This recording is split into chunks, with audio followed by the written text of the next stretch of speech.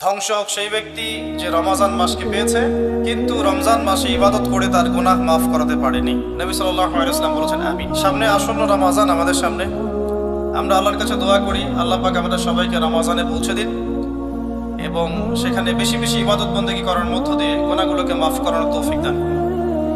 কিছু কাজ আমাদের এখন থেকে করা উচিত, যেমন রমজানের প্রস্তুতি নেওয়া উচিত মানসিকভাবে। শুধুমাত্র খাওয়া, পানাহার ত্যাগ করা, স্ত্রী সহবাস ত্যাগ করার নামই কিন্তু সওম নয়। আল্লাহ পাকের সমস্ত নিষেধগুলো বর্জন করার নাম কিন্তু সওম। না খেয়ে থেকে কেউ যদি মিথ্যা কথা বলে, রোজা অবস্থায় কেউ যদি মিথ্যা কথা বলে, মাপে কম দেয়, গীবত করে, সুদ খায়, জেনা করে, দুর্নীতি করে, তার কি রোজা হবে? ওলামায়ে কেরাম যে কারো কাছে গিয়ে ফতোয়া নিয়ে নেন, যে কোনো মাযহাবের ওলামায়ে কেরামের কাছে ফতোয়া নিয়ে নেন, তারা বলবে রোজা হবে না। সওম এর নাম। মানসিক প্রস্তুতি নেওয়া দরকার যে রমজান আসার আগেই আমি যে খারাপিগুলোর মধ্যে লিপ্ত আছি একটা একটা করে ছেড়ে দিব ইনশাআল্লাহ। রমজান মাস স্টার্ট হবে, তার আগেই আমার মাসের বাজার করা থাকবে। আল্লাহ পাক যতটুকু সামর্থ্য দিয়েছেন এর আলোকে আমি মাসের বাজার করে রেখে দিব। রমজান মাসে বাজারে যাব না, রমজান মাসে এত ঘন ঘন বাজারে যাব না। যদি যেতে হয় একটা কারণে যাব, ওই যে খুচরা কিছু বাজার থাকে এগুলো করতে যাবেন এবং বাজারে যাওয়ার দোয়া পরে বাসা চলে আসবেন, 10 লক্ষ নেকি পাবেন ইনশাআল্লাহ। আর রমজান মাসে তো যে কোনো আমল আরো 70 গুণ বৃদ্ধি করা হয়, তাই না? কি দোয়া? বাজারে গিয়ে দোয়া পড়লে 10 লাখ নেকি হয়। যেই বাজার সম্পর্কে নবী সাল্লাল্লাহু আলাইহি ওয়াসাল্লাম বলেছেন এটা সবচেয়ে নিকৃষ্ট জায়গা আল্লাহর কাছে, আর মসজিদ সবচেয়ে উৎকৃষ্ট জায়গা, তাই না? সবচেয়ে নিকৃষ্ট কেন? কারণ বাজারে গেলে মানুষ আল্লাহকে ভুলে যায়। খেয়াল করে দেখবেন, বাজারে গেলে মানুষ আল্লাহকে সাধারণত ভুলে যায়, দুনিয়াবি কাজে মানুষ বেশি ব্যস্ত হয়ে যায়। এই যে আমরা আল্লাহওয়ালা মানুষের সোহবতের কথা বলি, এটা এই কারণে যে তারা আপনাকে আল্লাহর কথা স্মরণ করায় দিবে। এই কারণে সোহবত ইম্পর্টেন্ট, গুরুত্বপূর্ণ। বাজারে গেলে দুনিয়াদার মানুষের সোহবতে আপনি দিন ভুলে যাবেন, আল্লাহকে ভুলে যাবেন। ওই সময় যদি কেউ আল্লাহর কথা স্মরণ করে এই দোয়াটা পড়ে 10 লক্ষ নেকি হবে ইনশাআল্লাহ তাআলা। দোয়াটা কি? আমার সাথে পড়েন, লা ইলাহা ইল্লাল্লাহ ওয়াহদাহু লা শারীকা লাহ লাহুল মুলক ওয়া লাহুল হামদ ইউহয়ী ওয়া ইউমীত ওয়া হুয়া হাইয়ুন লা ইয়ামুত বিয়াদিহিল খায়রু কুল্লুহু ওয়া হুয়া আলা কুল্লি শাইইন কাদির। খুব কঠিন। এই ফিজিক্স পড়েছেন না? Physics, chemistry, biology, medical science, BBA, MBA, doctorate, BCS coaching, কত কি করেছেন। এখানে এর চেয়ে কঠিন পড়া পড়তে হয় নাই? সম্ভব।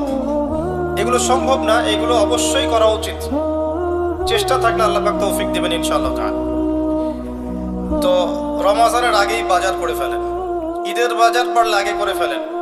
স্পেশালি বাড়ির মা বোনদের দিকে খেয়াল রাখবেন, এই যে ঈদ আসলে যেন এত বেশি বাজারে না যায়। ঈদটা কাদের জন্য? যারা রমাদান মাসে পরিপূর্ণরূপে সওম পালন করবে, আত্মশুদ্ধি অর্জন করবে, তাদের জন্য ঈদের খুশি। قد أفلح من تزكى وذكر اسم ربه فصلى। কাদের জন্য? যারা সারা রমজান জুড়ে নামাজ পড়ে নাই, তারাবি আদায় করে নাই, তিলাওয়াত করে নাই, সেহরিতে খেয়েছে 10টা আইটেম, ইফতারে 20টা আইটেম, এদের জন্য রমজান। রমজান মাসেও দুর্নীতি ছাড়তে পারেনি, সুদ ঘুষ ছাড়তে পারেনি, জেনা করেছে, ব্যভিচার করেছে, ঘুষ খেয়েছে, মানুষের সম্পদ আত্মসাৎ করেছে, এদের জন্য রমাদান। রমাদান আসলেই দেখবেন বাজারে পণ্যের দাম বাড়িয়ে দেওয়া হয়। কি জন্য ভাই? এই কাজটা কি গভর্নমেন্ট করে? ব্যবসায়ীরা করেন। কেন করেন? রমজান মাসে আপনার সুযোগ, আপনি মানুষকে কম দামে খাওয়ালে আল্লাহ আপনাকে অফুরন্ত নেকি দিবেন ইনশাআল্লাহ। বিভিন্ন মুসলিম কান্ট্রিতে গিয়ে দেখবেন রমজান মাসে বাজার নিয়ন্ত্রিত হয়, একদম প্রাইস কমে যায়। ইল্লা বাংলাদেশ, আমাদের এখানে দেখবেন প্রাইস রিচ করছে। এই প্রাইস রিচিংটা কারা করে? গভর্নমেন্ট করে? ব্যবসায়ীরা করেন। কেন করেন? সিন্ডিকেট কেন করেন? এই সময় কেন মাপে কম দেন? এই একটা সিজন ব্যবসা করে নেবেন এই জন্যে। এখানে যদি আপনি প্রকৃত মুমিন হতেন, মুসলিম হতেন, তাহলে আপনি জনগণের জন্য দাম কমিয়ে দিতেন এবং আপনারা মিলে সওয়াব অর্জন একটা মাধ্যম বানাতেন যে আজকে আমার একটা হোটেলে ব্যবসা আছে, আমি আজকে ইনশাআল্লাহ 10 জন রোজাদারকে ইফতার করব ফ্রি। করানো যায় না?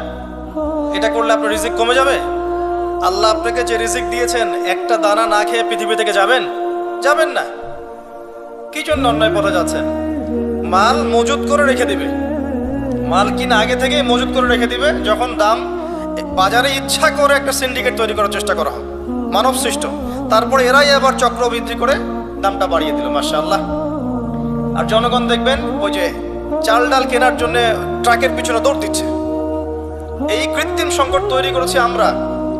আল্লাহ পাক রিজিক দিয়েছেন অফুরন্ত আসমান জমিন থেকে, মানুষ এসব দুর্নীতি করে রিজিকগুলো নষ্ট করেছে।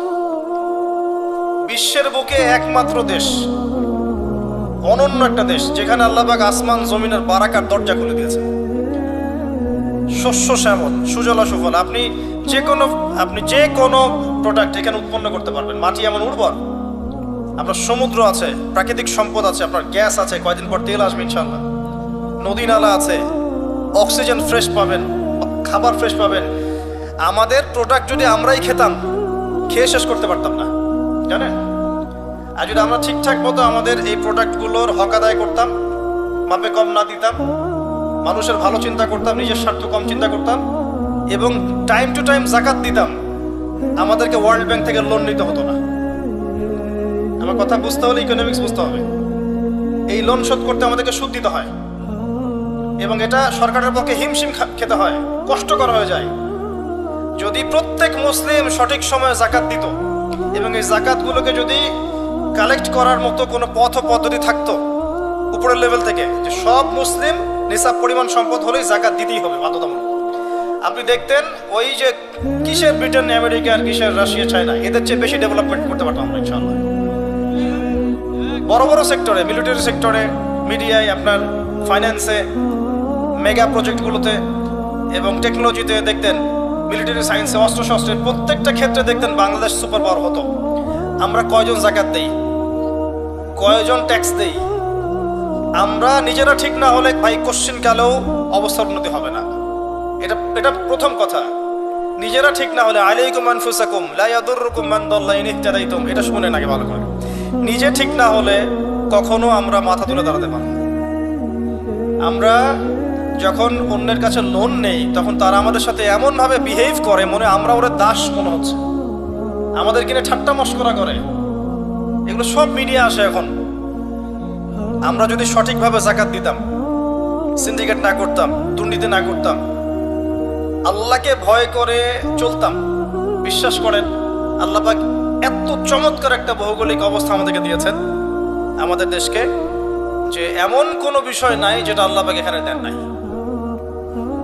প্রত্যেকটা জিনিস, 5টা মৌলিক বিষয় লাগে না? খাদ্য, বস্ত্র, বাসস্থান, শিক্ষা, চিকিৎসা। কোনটা নাই বলেন তো?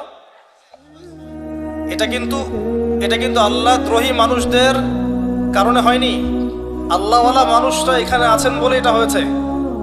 এখানে অগণিত ওলামা কেরাম এসেছিলেন, পীর বুজুর্গ এসেছেন, শায়েখ এসেছেন, আধ্যাত্মিক মানুষ এসেছেন। এই জমিনটা কিন্তু পবিত্র। ইতিহাস পড়ে দেখেন, এই জায়গার ইতিহাস পড়ে দেখেন, বহু আল্লাহওয়ালা মানুষ এসেছেন, দিন প্রচার করেছেন, চলে গেছেন। এখনো অফুরন্ত আল্লাহওয়ালা মানুষ আনাচে কানাচে পড়ে আছে এই দেশে।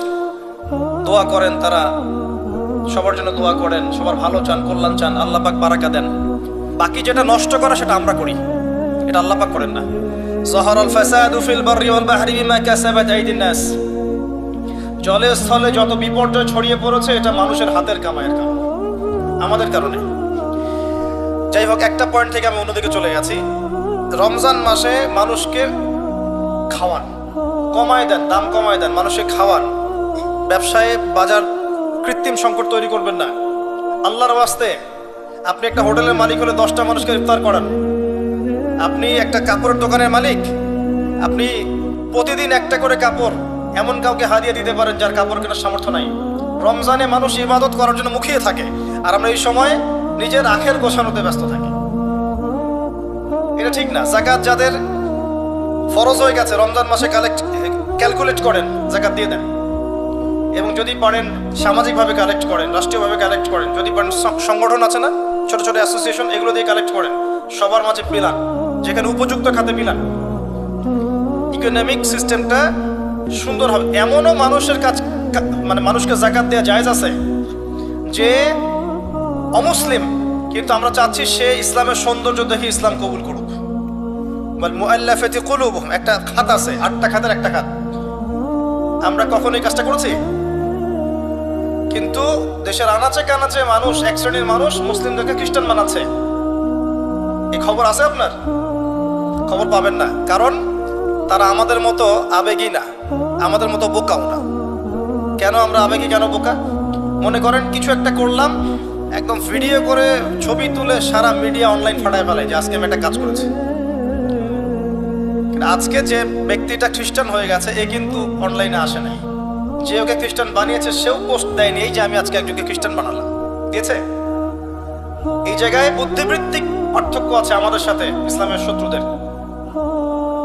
আমাদের মরক্কো থেকে ইন্দোনেশিয়া পর্যন্ত দেখবেন ইসলামিক কান্ট্রি, একটা চেইনের মতো, সবাই মুসলিম কান্ট্রি। অস্ত্র শক্তি, গভর্নমেন্ট, জনগণ সব আমাদের মুসলিম।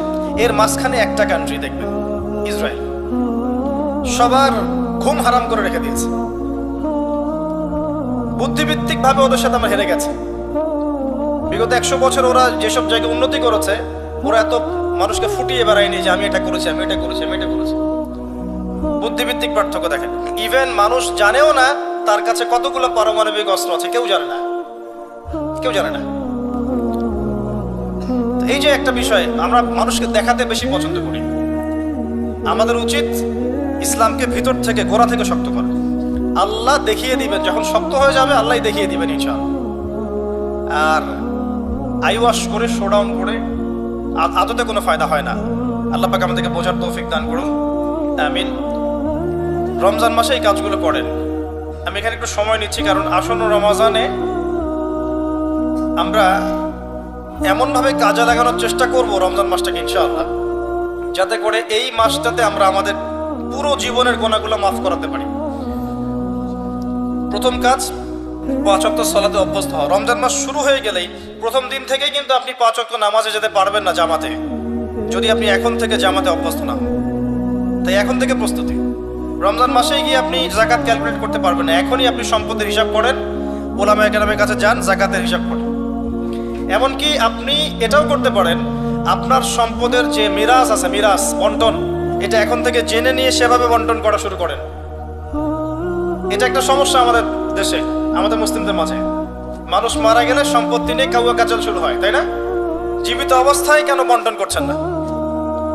ওই যে কয়দিন আগে দেখলেন না, ব্যাংক কর্মকর্তা একজন মারা গেল, ফেসবুকে দেখেছেন? দাফন করতে দিচ্ছে না, 2 ছেলে ঝগড়া করছে, দলিল নিয়ে বসে আছে। সুবহানাল্লাহ, মানুষের টাকায় তার কাফন কিনে দাফন করা হলো। জীবিত থাকতেই সম্পত্তি বন্টন করে দেন, যার যার হক তাকে তাকে দিয়ে দেন, নিজের হক আল্লাহর কাছে চান, আপনি সুখে থাকবেন।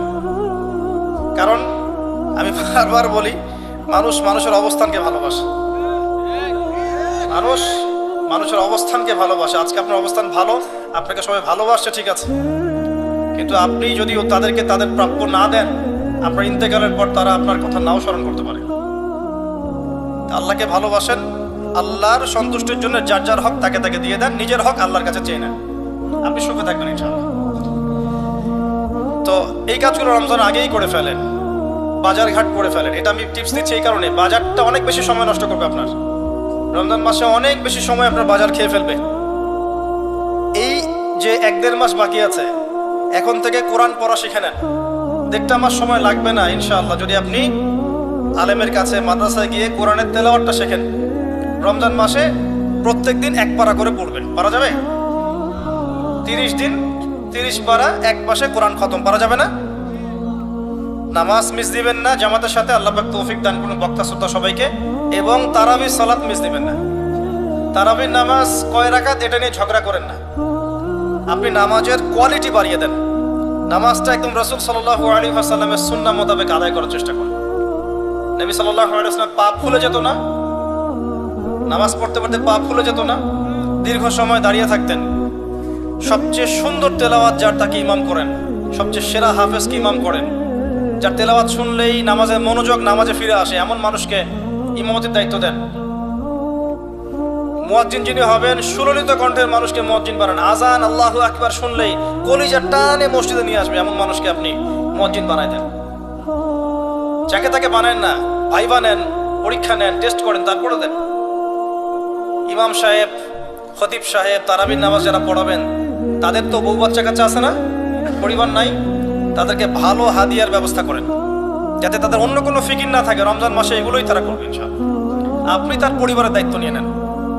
আমরা সবাই যদি একটু একটু করে দায়িত্ব নেই, তার পরিবারের দায়িত্ব নেওয়া সম্ভব না? তারা কি সমাজের নিম্ন শ্রেণীর মানুষ? খায়রুকুম মান তাআল্লামাল কোরআন ওয়া আল্লামাহ। নবীজি কি বলেছেন? সর্বশ্রেষ্ঠ মানুষ তারাই যারা নিজেরা কোরআন শেখে অপরকে শেখায়, তাদেরকে মূল্যায়ন করেন।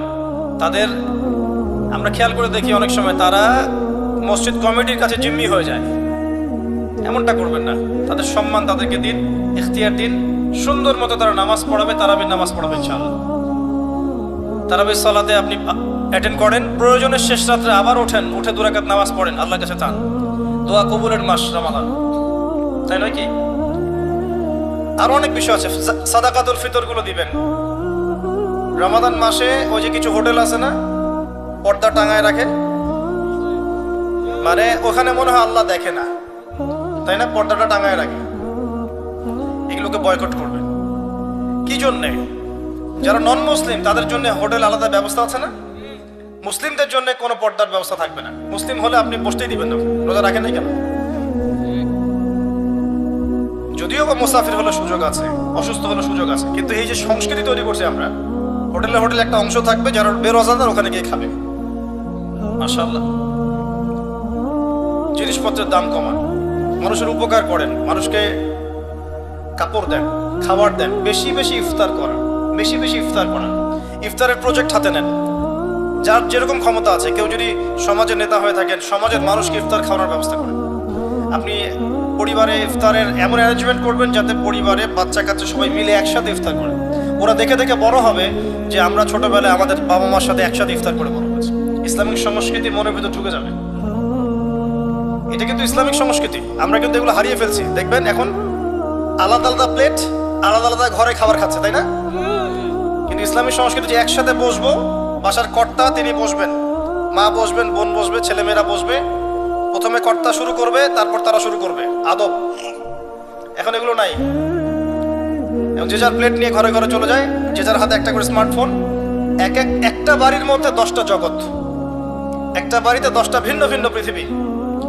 একজন এক এক জগতে বিচরণ করে, কারোর সাথে কারো যোগাযোগ নেই। এই করে করে আমরা পারিবারিক বন্ধনগুলো নষ্ট করে ফেলছি। মেয়েদের কোরআন শেখার ব্যবস্থা করেন রমজান মাসে, আপনারাও শেখেন। রমজান মাসে কোরআন তেলাওয়াত করেন বেশি বেশি, অন্তত একটা খতম দেন। যারা হাফেজে কোরআন তারা বেশি বেশি খতম দেন, বেশি বেশি তেলাওয়াত করেন, প্রত্যেক হরফে 10 নেকি হবে। এই মাস কোরআন নাজিলের মাস। আর কি আছে? যারা কোরআনে বিজ্ঞ পারদর্শী তাদের উচিত কোরআন এবং সুন্নাহ এই মাসে গবেষণা করা, করে 30 দিন 30টা দার্স দেয়া। পারা যাবে না? মসজিদে কোনো একটা ওয়াক্তে নামাজের পরে 30 দিন 30টা সাবজেক্টে কথা বলবে। একদিন সালাত, একদিন সাওম, একদিন যাকাত, একদিন তাওবা, একদিন মনে করেন আত্মশুদ্ধি, একদিন তাজকিয়া, একদিন সুদ ইত্যাদি। একটা দিন একটা সাবজেক্টে কথা বলা যায় না? 10 মিনিট, 15 মিনিট, 20 মিনিট করে মসজিদ ভিত্তিক কাজগুলো করেন। ইনশাল্লাহ দেখবেন রমজান মাসটা প্রাণবন্ত হবে। আর যদি রমজানে দেখা যায় লকডাউন হয়ে গেছে সবকিছু, যদি দেখা যায় আল্লাহ না করুক, আপনার জন্য আরো মোক্ষম সুযোগ, সারাদিন বাসায় ইবাদত করবেন, কোনো সমস্যা নেই। আর রমজান মাসে অপসংস্কৃতিগুলো বন্ধ করে ফেলবেন। বাসায় এসব মুভিজ, তারপরে যে আপনার ডিশ অ্যান্টিনা কি কি আছে এগুলো আমি ঠিক বুঝি না, টাটা স্কাই কি কি জানি আছে না, এগুলো সব বন্ধ করে ফেলবেন, এগুলো রাখবেন না। যদিও বা বাসায় একটা টিভি এখনকার ফোনের চেয়ে অনেক ভালো।